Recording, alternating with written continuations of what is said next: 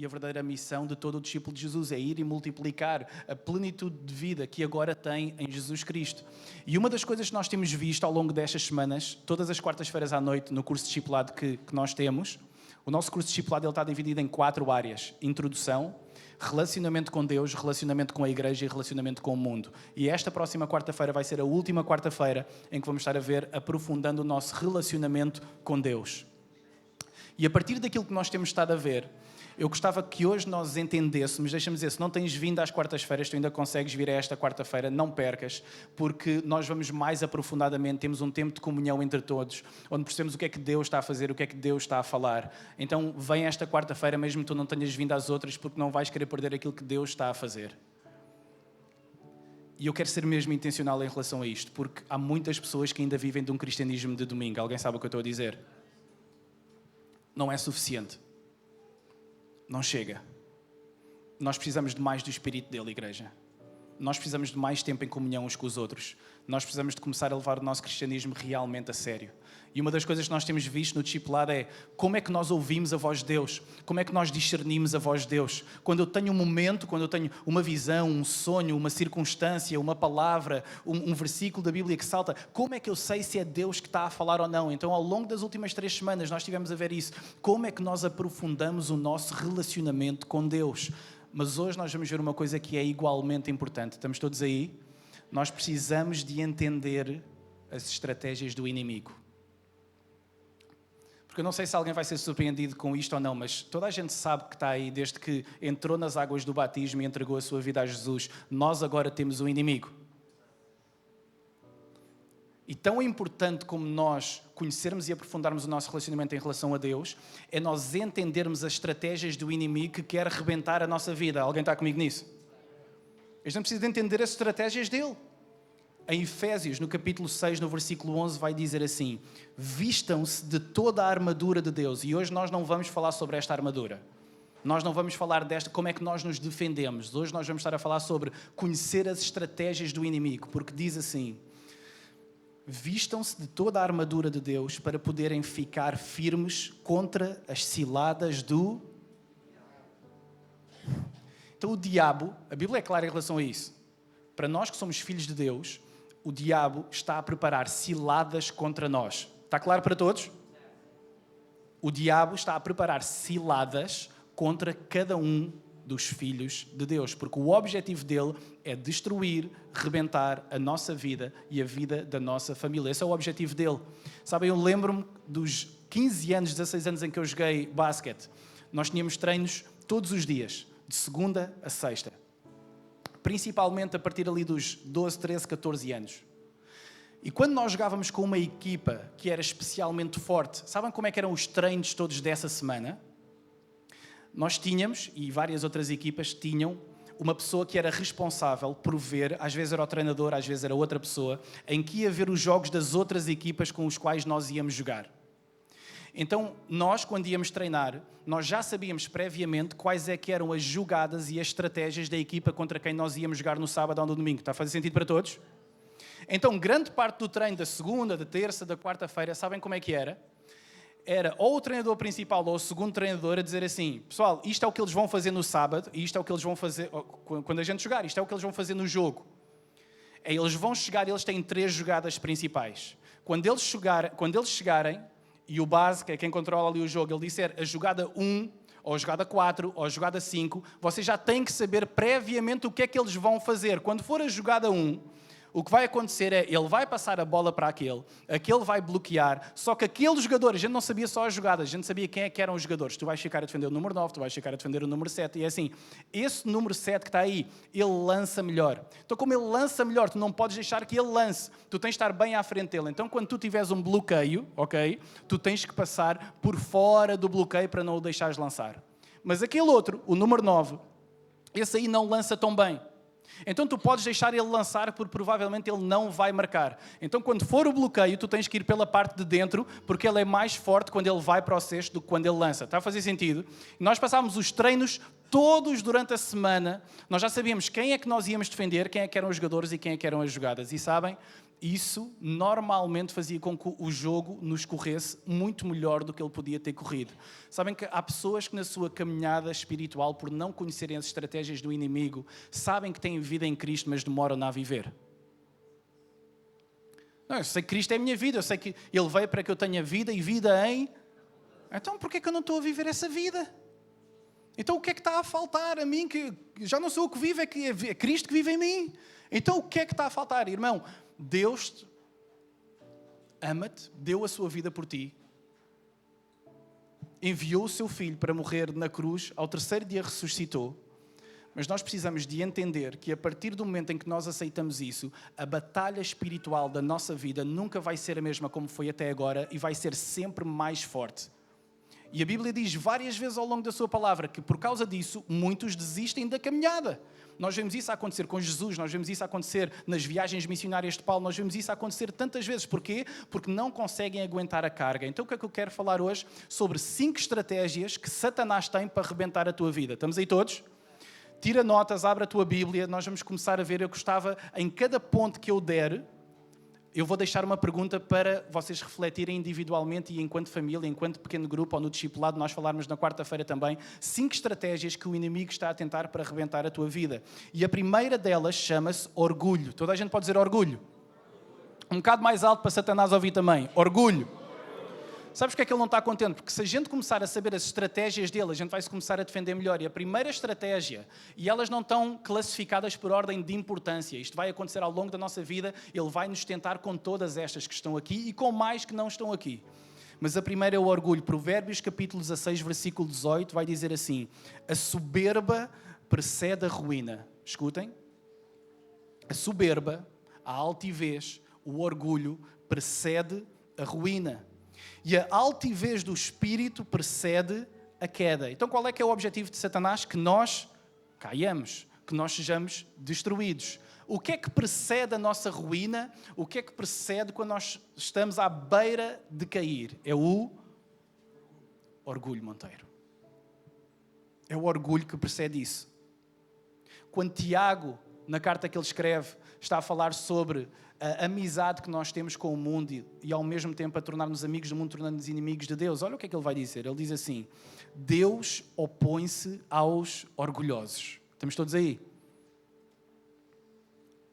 Sabe porque é que Satanás tantas vezes vai colocar a estratégia do orgulho a agir na nossa vida, se nós o permitirmos e deixarmos? Porque Deus opõe-se veemente a quem mostra uma postura orgulhosa, a quem mostra atitudes orgulhosas. Ou seja, quando nós somos orgulhosos, nós estamos a lutar contra o próprio, e não só estamos a lutar contra ele, mas ao sermos orgulhosos, nós estamos a fazer passar por nós mesmos como Deus. E é por isso que ele se opõe tanto. Deus opõe-se ao orgulhoso porque o orgulhoso quer ocupar um lugar que não é dele, que é o lugar do próprio Deus. Ele continua e vai dizer: Deus opõe-se aos orgulhosos, mas concede graça aos humildes. Porquê, igreja? Porque o orgulhoso não reconhece que ele necessita de Deus, ele não reconhece que ele depende de Deus. Quantos são cristãos, mas estão cegos? Escutem, quantos são cristãos, mas estão cegos por causa do orgulho que Satanás começou a gerar dentro deles e já não veem a sua dependência, que o mundo desconheça e não saiba que não precisa de Deus. É uma coisa agora cristãos tornarem-se orgulhosos ao ponto de não reconhecerem que a sua vida depende de Deus. Isto está a fazer sentido para alguém? E sabem porque é que o orgulho é tão difícil de nós entendermos? Porque às vezes ele esconde-se camuflado dentro de nós e a gente não o consegue ver, igreja.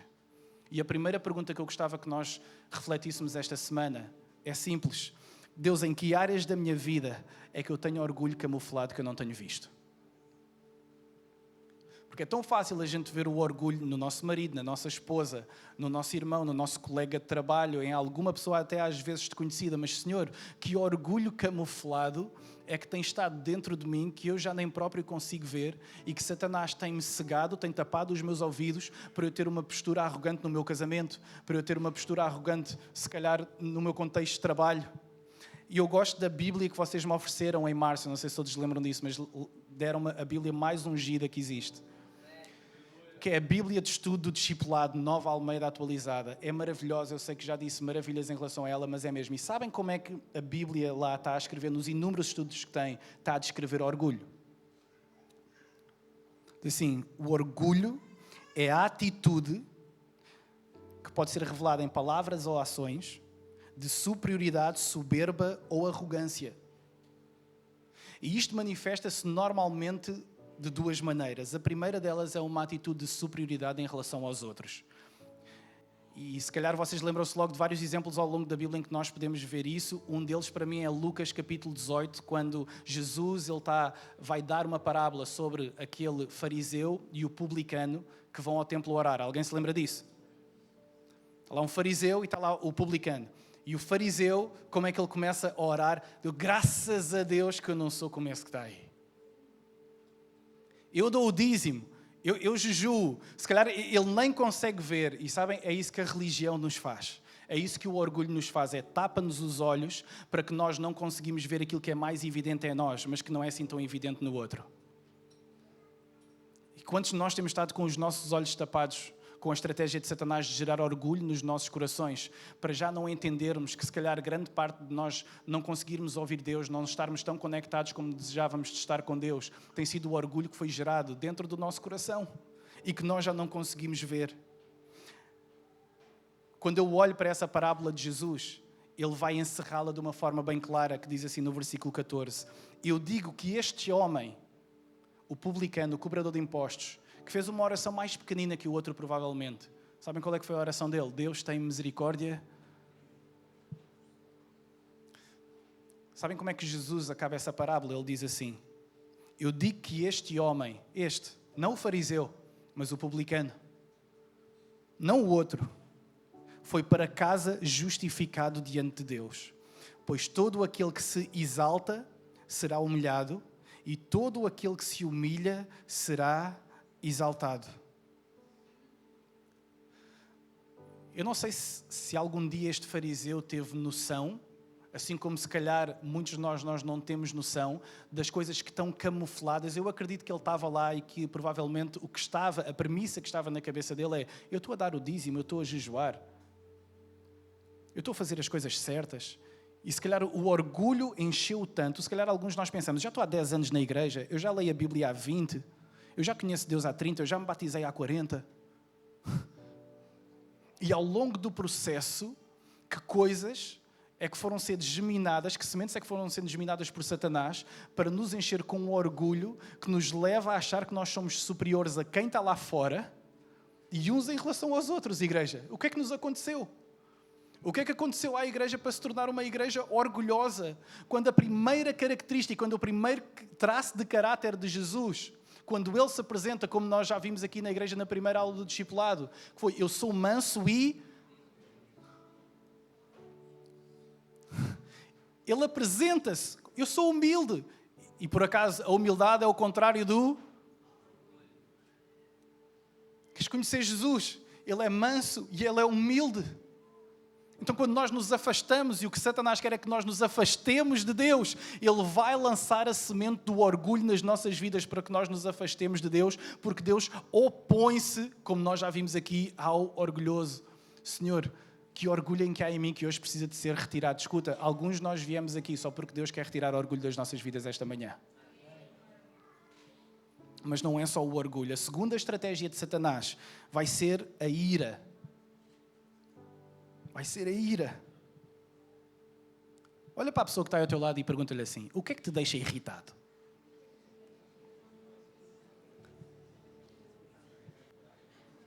O que é que te deixa irritado?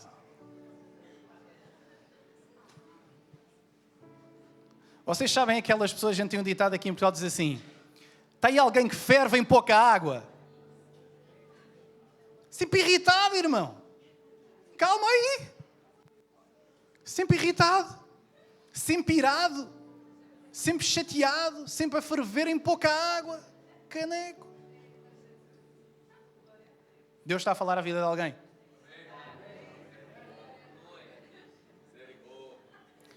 A mim irrita-me quando eu não encontro o comando da televisão. Isto pode parecer parvo para alguns. Eu passo-me, igreja. Porque tenho 3 filhos que estão na sala e eu nunca sei do comando. E eu já não vejo muita televisão, eu só quero ver aquele bocadinho.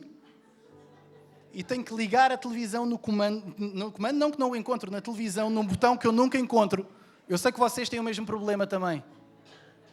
Irrita-me. Outros irritam-se por causa do trânsito. Outros irritam-se quando vem alguma injustiça. Aquilo foi injusto, eu não gostei daquilo. E começa a ser despertado em nós um sentimento, uma expressão, uma atitude de ira, de raiva.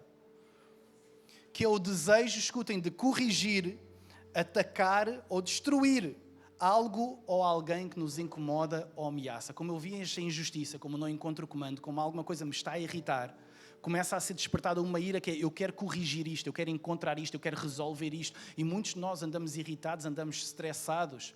E isso é uma estratégia de Satanás também, sabem porquê? Tiago, capítulo 1, vai dizer assim: cada um esteja pronto para ouvir, mas seja tardio para falar. E olha agora, tardio para ficar, está aí. Seja tardio para ficar irado. Não fervas em pouca água. E a Bíblia vai dizer no versículo a seguir porquê. Eu vou-te explicar porquê. Porque a ira humana não produz a justiça de... O que é que a palavra de Deus está a dizer? Tu não consegues, tu não podes estar irritado e fazer a vontade de Deus. Está aí alguém? A estratégia de Satanás é irritar-te.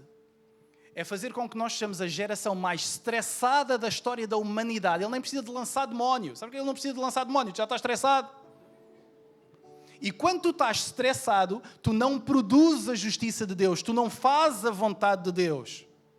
Alguns de nós vieram aqui esta manhã só para Deus os relembrar. Se tu não deixares de começar a estar estressado, tu nunca vais andar em frente na tua vida. Nunca. Porque tu nunca vais produzir a justiça de Deus, tu nunca vais fazer a vontade de Deus enquanto tu estiveres extremamente ansioso. Vocês sabem quais é que são as causas da raiva? Quais é que são? Violência, perfeccionismo, controlo.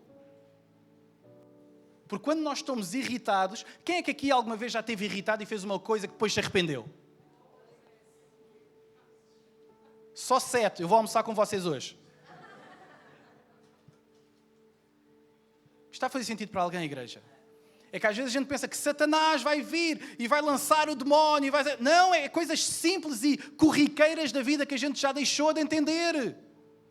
É stress, é ansiedade. É porque quando nós não temos, escutem, quando nós não paramos para viver uma vida mais calma, nós não conseguimos ter discernimento, tornamos-nos ansiosos. E quando nós estamos ansiosos, nós fazemos coisas que nós não queremos fazer. Nós tornamos-nos em pessoas que nós não nos queremos tornar. Nós dizemos palavras que saem da nossa boca que nós depois vamos pedir desculpa porque nós não as queríamos ter dito. Simplesmente porque nós estávamos irritados. E simplesmente porque nós estávamos irados. Porque estávamos irados. Então a segunda pergunta é: Deus, qual é que é a raiz da minha ira? Escreve aí, aponta isso, não te vais lembrar. Qual é que é a raiz da minha ira? Porquê é que eu estou sempre estressado? Porquê é que eu estou sempre irritado? Porque quando a minha mulher vem falar comigo, o meu marido vem falar comigo, o meu filho vem falar comigo, o irmão da igreja vem falar comigo, o colega de trabalho, já estou com 10 pedras na mão. De onde é que está esta raiva toda? Porquê é que eu estou tão irado? E Deus vai falar à tua vida, irmão. Vai dizer porque há relacionamentos tóxicos que tu tens que cortar. Vai dizer porque tu tens de passar mais tempo em oração e longe do mundo, sei lá. Mas Deus vai falar à tua vida e vai-te revelar como é que tu podes quebrar essas estratégias e dizer: tu tens de ter calma, irmão. Não podes andar sempre estressado. Terceira estratégia de Satanás, o medo. Primeira, o orgulho. Segundo, a ira. Terceira, o medo. E se a ira é o desejo que nós temos de corrigir alguma coisa, o medo vai ser um pouco o contrário. É quando nós nos queremos esconder, quando alguma ameaça ou alguém vem contra nós e isso gera medo em nós. Deixa-me deixar uma coisa já clara. Ter medo não é pecado. Está aí alguém? É bom ter medo às vezes. Ter medo não é pecado. Sabem o que é pecado? É deixar que o medo me controle ao ponto de eu duvidar do caráter e da bondade e do poder de Deus. Isso é pecado. Eu estou com medo. Ok? Isso não é mau por si mesmo. Satanás não vai só gerar medo. Ele vai gerar um medo tão grande na tua vida que esse medo te vai impedir de avançar na tua vida. E eu pergunto esta manhã: quantas pessoas não estão estagnadas da sua vida porque têm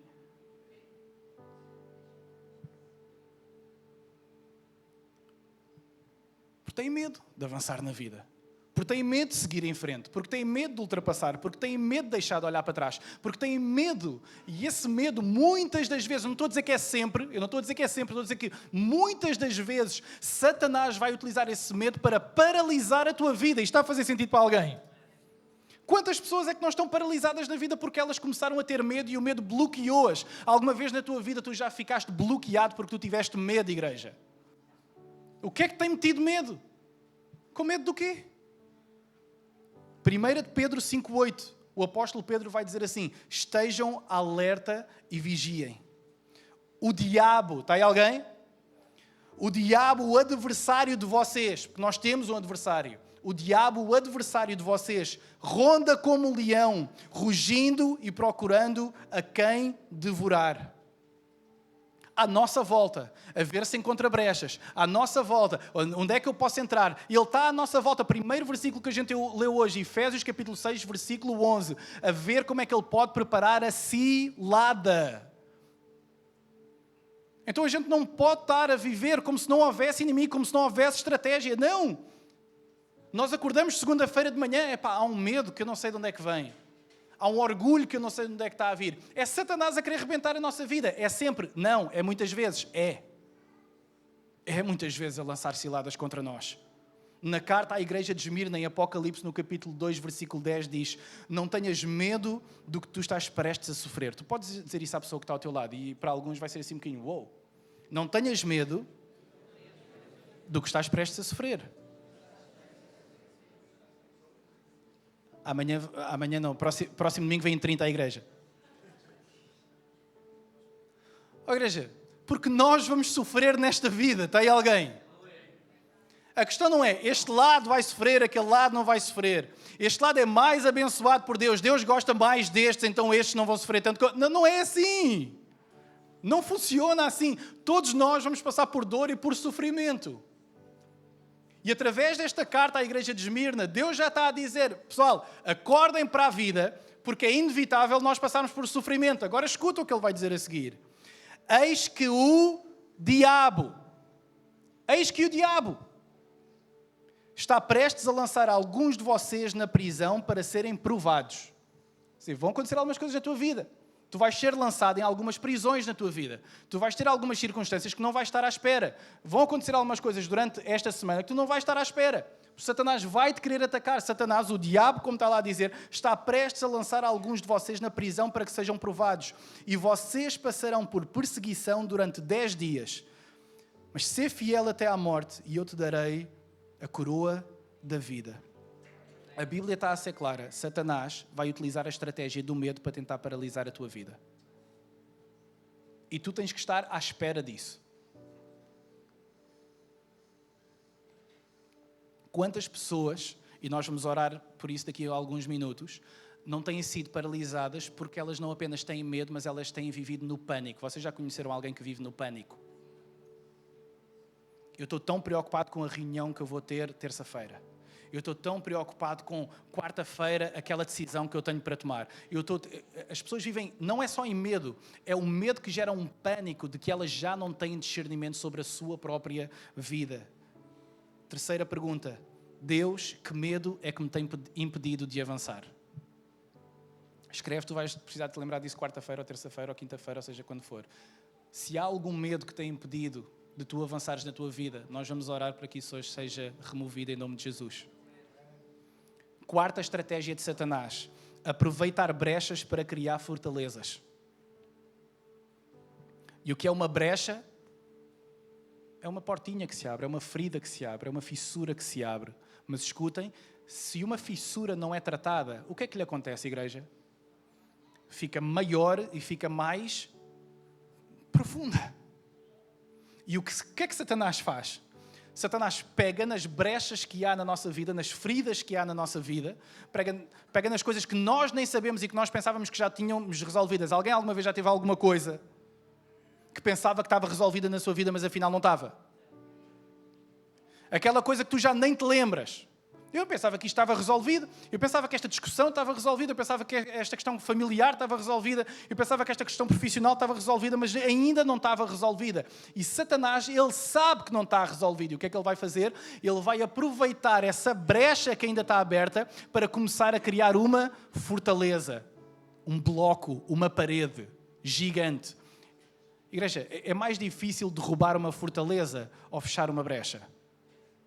Acho que é mais fácil fechar a brecha. Só que quando nós não fechamos as brechas, muitos de nós criamos fortalezas no nosso espírito e na nossa alma de coisas que nós já nem conseguimos ver. Algumas a gente consegue, mas outras delas a gente já nem sequer consegue ver. Segundo aos Coríntios, o apóstolo Paulo está a falar sobre a luta espiritual, que é isso que nós estamos a falar aqui hoje. E ele vai dizer, pois embora vivamos como homens, não lutamos segundo os padrões humanos. Escutem, as armas com as quais nós lutamos não são deste mundo, mas são poderosas em Deus para destruir fortalezas.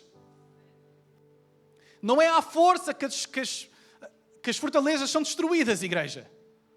O apóstolo Paulo está a dizer, para as fortalezas serem destruídas na tua vida, não pode ser com as armas deste mundo, tem que ser com armas espirituais. Porque não é com força. Se calhar todos nós conseguem refletir sobre isso. Já houve coisas que tu tentaste resolver na tua vida à força, mas não deu, certo? Porque não é pela força que vai lá. É com oração e com jejum que vai lá, igreja. É com tempo, é com paciência, é com esperar pelo processo de Deus. É com entender mais a palavra de Deus. Efésios 6,12 vai dizer, pois a nossa luta não é contra carne e sangue, mas contra os poderes e as autoridades, contra os dominadores deste mundo de trevas e contra as forças, escuta, contra as forças espirituais do mal nas regiões celestiais. Espiritualmente, Satanás está a ver que brechas foram abertas na tua vida e ele vai fazer de tudo para que tu não tenhas noção de que elas ainda estão abertas. Para quê? Para tornar as tuas brechas em fortalezas. E normalmente ele faz isso, sabem como? Com pecado não confessado. É por isso que nós a semana passada falámos sobre a importância de declarar a palavra de Deus, profetizar a palavra de Deus, declarar a palavra de Deus, falar a palavra de Deus, pedir a vontade de Deus. Porquê? Porque quando nós declaramos, há poder sobre aquilo que é declarado no nome de Jesus. Amém? Então a gente precisa de declarar todas essas coisas, porque a batalha não é contra a carne, igreja. É contra as autoridades espirituais que estão nas regiões celestiais.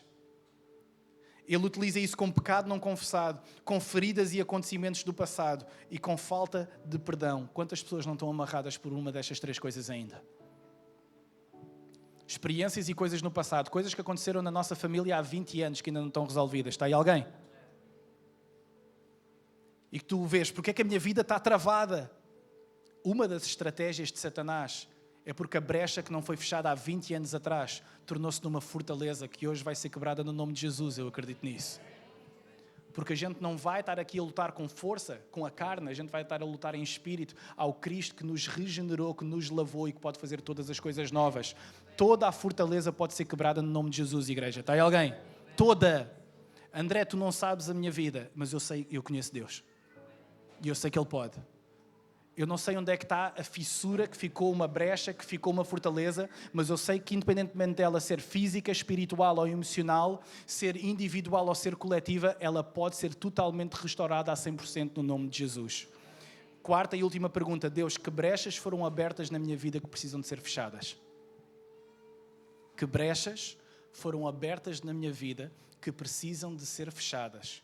Ou pior ainda, esta tem duas questões, que é, que fortalezas na minha vida precisam de ser derrubadas? Mostra-me, Senhor. Mostra-me, Deus. Que coisas em mim é que precisam de ser derrubadas que eu não vejo? Que coisas aconteceram lá atrás que não foram resolvidas? Que falta de perdão aconteceu? Que pecado é que eu preciso de confessar? Que experiência é que ainda me traumatiza nos dias hoje e é por causa disso que eu não consigo voltar a confiar, a acreditar, a fazer alguma coisa? O que é que precisa de ser derrubado na minha vida? Quinto e último ponto. E este é tão óbvio, igreja. É tão óbvio. Tentação sexual. Está aí alguém? No mundo em que nós estamos, nunca foi tão evidente a promiscuidade sexual.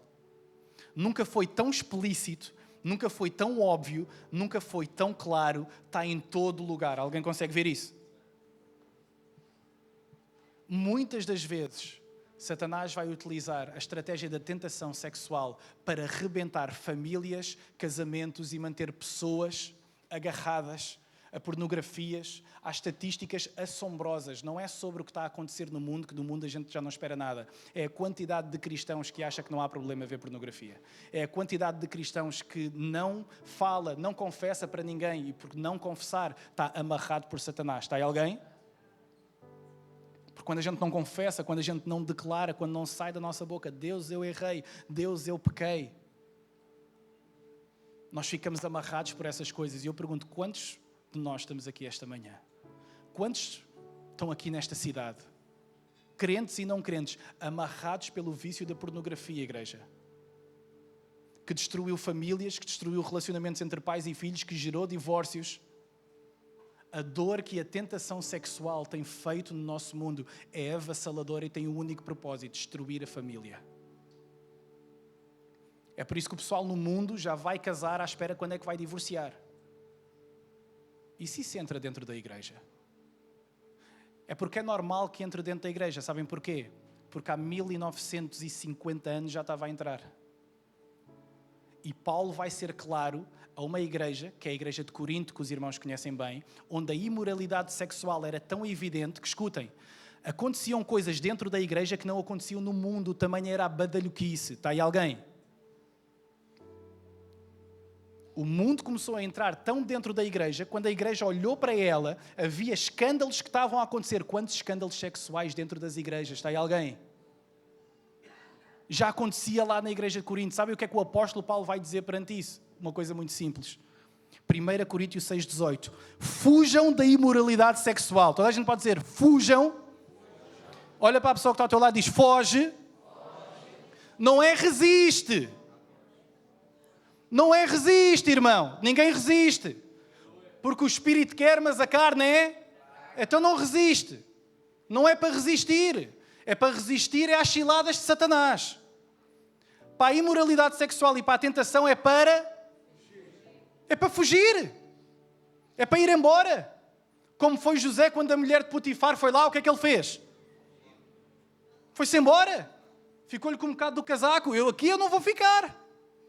Eu vou-me embora. Fujam da imoralidade sexual porque ela vai rebentar a vossa vida. Escutem, última pergunta. Deus, que coisas é que eu alimentei na área da tentação sexual que eu preciso de eliminar? Foram sites? Foram redes sociais? Foram conversas com colegas de trabalho? Está aí alguém? Que brechas é que Satanás encontrou ou está a encontrar na tua vida na área da tentação sexual para conseguir? Escutem, isto não é só para o pessoal casado que está aqui. Estão aí solteiros na casa? David, tá, levanta o braço. Amém. Isto é para o solteiro, é para toda a gente. Porque escuta, as brechas que estão a ser criadas agora, acho que elas não vão saltar para o teu casamento. É para o solteiro e é para o casado, é para todos. É para todos. Quer dizer, se tu não tiveres cuidado com esta área da tua vida, Satanás vai utilizar essa área para criar uma brecha tão grande na tua vida que é normal tu depois não consigas ter um casamento, é normal tu não consigas amar, é normal tu não consigas confiar na outra pessoa, é normal tu não consigas todas essas coisas. Porquê? Porque a estratégia da tentação sexual, houve muitas portas que foram abertas ao longo da vida em relação a isso, que precisam de ser fechadas. Então eu gostava de chamar o grupo de louvor. E nós vamos orar sobre estas 5 coisas, porque houve pessoas que Deus trouxe aqui hoje simplesmente para matar orgulho. Foi só isso. E se calhar para pedir perdão lá em casa, à esposa, ao marido, aos filhos, alguma coisa. Olha, desculpa da forma como eu te tenho tratado. Se calhar lá no trabalho, desculpa a maneira como eu tratei, foi uma postura orgulhosa da minha parte. Deus trouxe aqui alguns simplesmente para matar orgulho, só isso. Outros, se calhar Deus chamou a dizer assim, irmão, para de ficar irado. Hoje está sol, mas tu vais para casa orar 6 horas, meu. Quando está irritado. Porque hoje ninguém tem desculpa para estar triste. Dormiu mais 1 hora e está sol. Dormiu mais 1 hora e está sol. Não há razão.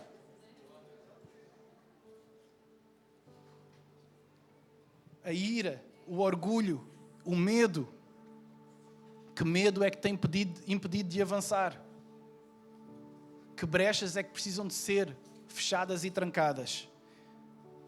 E por último, a área da tentação sexual. O que é que precisa de ser fechado na minha vida para eu nunca mais abrir nenhuma brecha? Para que eu possa viver um relacionamento com Deus puro, santificado, e para que nem a minha família, nem os outros que estão ao meu lado possam sofrer com as mágoas de tudo aquilo que eu passei no passado. Podemos ficar de pé, igreja?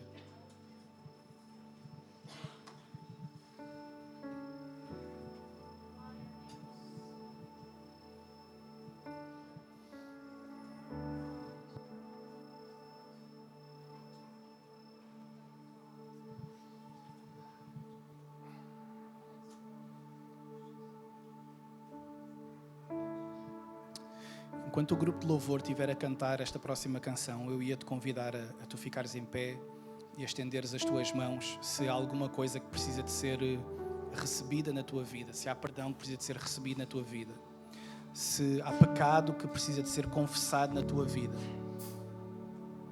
Tu podes falar baixinho, mas fala isso durante a próxima canção. Entrega todas estas áreas nas mãos de Jesus. Pede-lhe perdão se há alguma coisa que tu precisas de pedir perdão. Confessa alguma coisa que precisa de ser confessada. E ao longo desta próxima canção, simplesmente abre as tuas mãos para que fortalezas possam ser quebradas no nome de Jesus. Senhor, nós oramos agora, Pai. Depois de tudo aquilo que nós lemos na Tua Palavra, Senhor, que Tu venhas abrir corações que estão fechados, que Tu venhas abrir ouvidos que estão surdos, que Tu venhas abrir olhos que estão cegos. Senhor, em nome de Jesus eu te peço, Pai, para que assim como nós temos experimentado este mover que Tu tens feito na nossa igreja e na vida de tantas pessoas e tantos relacionamentos, Deus, em nome de Jesus nós te pedimos, Senhor, faz aquilo que só Tu podes fazer nas nossas vidas, Pai. Em nome de Jesus eu te peço, Pai, vem quebrar fortalezas, vem fechar brechas, vem fazer com que o nosso coração possa confessar pecado, vem eliminar toda a distração da tentação sexual. Senhor, em nome de Jesus, lança fora todo o medo, porque a Tua Palavra diz que o Espírito nos deste não é um espírito de medo, Senhor. Então tira, Senhor, todo o medo e ajuda-nos a viver em temor da Tua Palavra e da Tua presença. Em nome de Jesus, Pai, ao longo dos próximos minutos, abre os nossos corações para nós recebermos cura neste lugar, Senhor. Em nome de Jesus, Pai, nós declaramos que este é um lugar de cura, Pai, onde a Tua vontade é feita, onde o Teu Espírito se está a mover e onde o Teu Espírito se move, curas, sinais e maravilhas acontecem, Senhor. E nós aguardamos por isso, Senhor. Nós não precisamos disso para viver, para avançar, mas Deus, nós sabemos que Tu também és o Deus que quer curar, então vem curar, Senhor. Vem curar casamentos, vem curar corações, vem curar deficiências que estão no espírito, deficiências físicas, deficiências emocionais, no nome de Jesus, Pai. Abre os nossos corações para aquilo que Tu queres fazer nas nossas vidas hoje. Em nome de Jesus, vamos receber o que Deus tem para nós, igreja.